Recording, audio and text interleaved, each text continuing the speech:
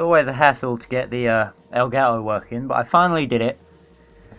Didn't even take me the entirety of like 5 or 10 minutes this time. This time it was a bit quicker, because I did a little bit more fumbling and stumbling about with the options. So we're on to the Southern 100 for 250cc bikes. I'm recording this on a Saturday morning, as I often end up doing with TT Superbikes videos, because this week I haven't literally, my recording schedule accounts for me being able to record on a Tuesday and on a Thursday, right? So that's what I plan around. I'm like, right, I'm going to record, say, 2 episodes of Grid Autosport here, 2 episodes of New Food Underground here, etc., etc. And it just doesn't work out, alright? It's very annoying. I'm actually annoyed. You could probably hear that I'm actually annoyed. Also, I forgot I'm using a controller that can only go left and down. So I've got to bear that in mind. We're finally getting on the Yamaha as well for the Southern 100. Because we used the Honda last time. And I don't want to be using too many Hondas, because as I said, I prefer Yamaha. Obviously, Kawasaki are the best bikes of all, but Yamaha are good too. Honda I'm not such a big fan of, just because of the Repsol Honda MotoGP team being essentially the Mercedes of MotoGP, which I'm not particularly a fan of. Luckily, MotoGP is more competitive than F1, so it's at least worth watching. Although I follow the whole shebang, the whole thing. You know, I follow MotoGP, follow F1. Sometimes I look at World Superbikes. Sometimes I look at the WRC. You know, I watch a lot of stuff. I have a lot of free time. I watch a lot of stuff. I don't have a lot of free time to record, because freedom ain't free, as a very wise man once said. So, you know, usually there's family around, and I would not particularly want them to hear me talking to myself, because that'd be embarrassing, that would.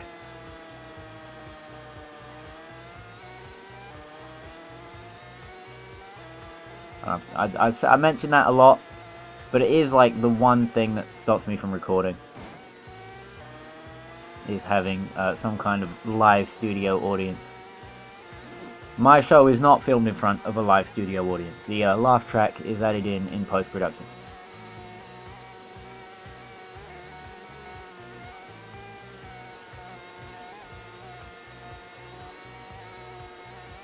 Anyway, I'm not sure how much quicker the 250 is than the 125.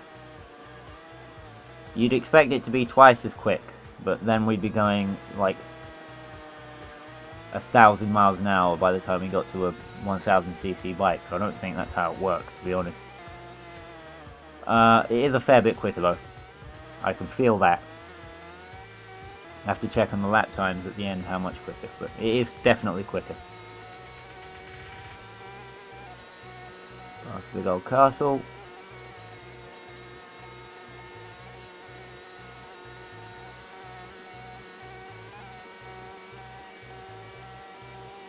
Right corner here.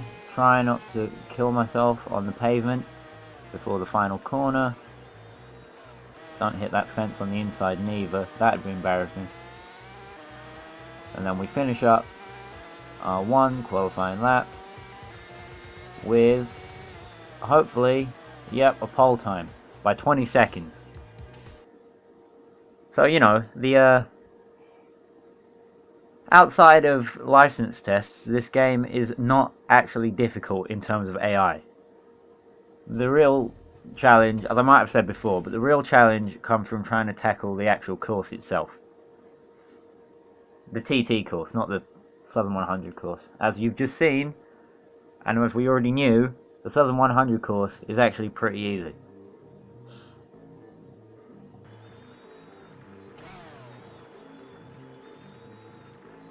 So, first time on the Yamaha. I get a pole position start.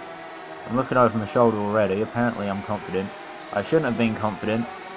Oh, they're all coming through now. Two Hondas have gotten back.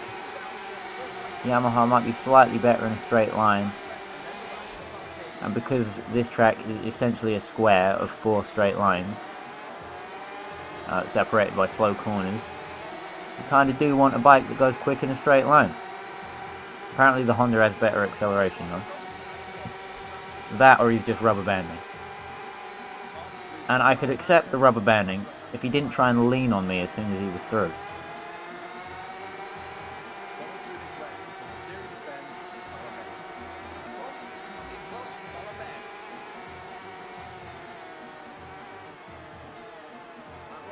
But we're not even on turn 2 of lap 1 of the Southern 100. And I've already talked through just about everything that I had lined up to talk about. It's a Saturday morning, as I said, so nothing's happened today. Probably nothing gonna happen today either. Like, the highlight of my day is probably gonna be jumping on my bike. Ooh. My bike that is a Chinese rip-off of a Honda, so I don't know why I keep acting like I dislike Honda. I don't hate Honda. I just don't like Repsol Honda. You know, Cal Crutchlow is like my favourite MotoGP rider, and he's on a Honda. So it's not all bad.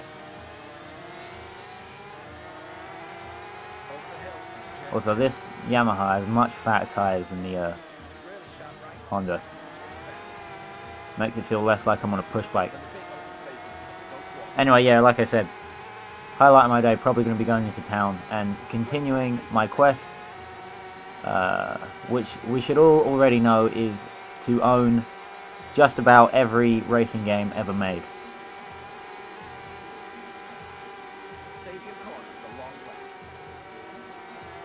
So, I'm going to be continuing on with that endeavour later.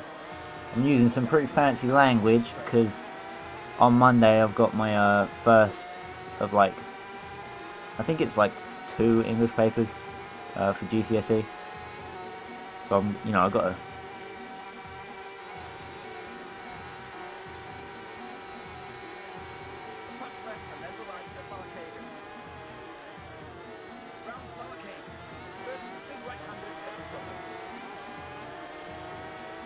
that's the end of commentary for this episode.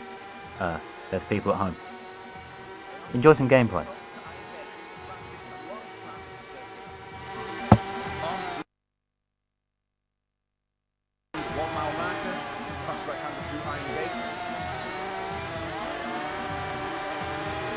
Going through this left was a series of bends to Balabeg.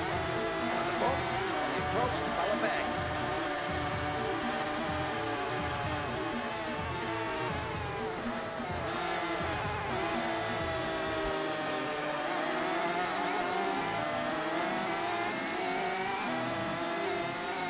A long bumpy right through here.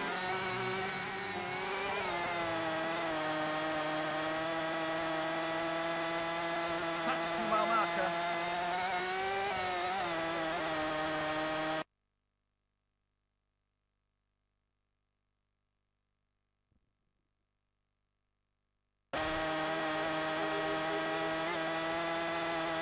Very narrow through the dip.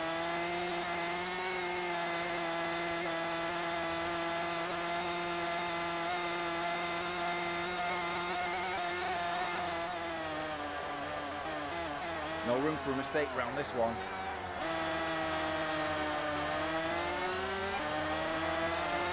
Over the hill onto Church Bend.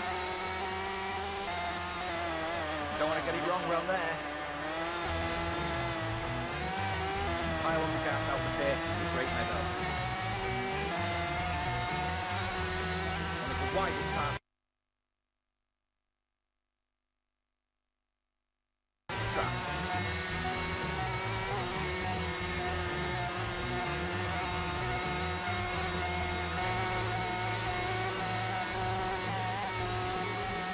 Stadium corner, the long left. Careful over the hump into Castletown. A really tight right-hander. The down towards the start and finish straight.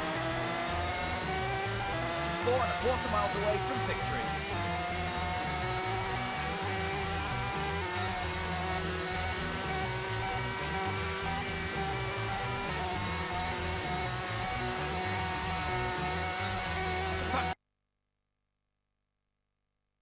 Left and then the right at Balcagan. Round Balcagan. First of the big right-handers at the southern.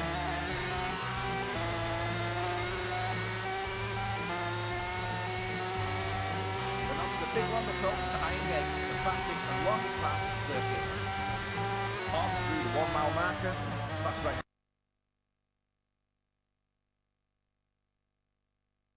Through Iron Gate. Flowing through this left before the series of bends into Ballabeg. And the bumps on the approach to Ballabeg. Halfway round.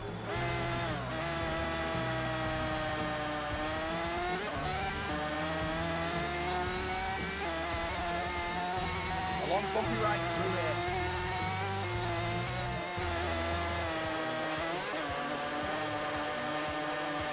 Past the 2 mile marker.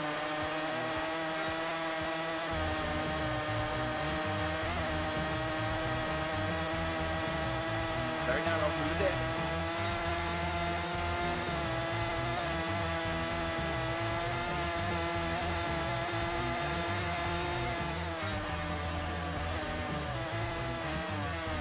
No room for a mistake around this one.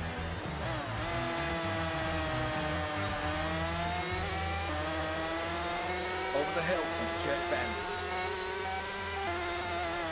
You don't want to get it wrong around there. Pile on the gas out of here through Great Meadow. One of the widest parts of the track.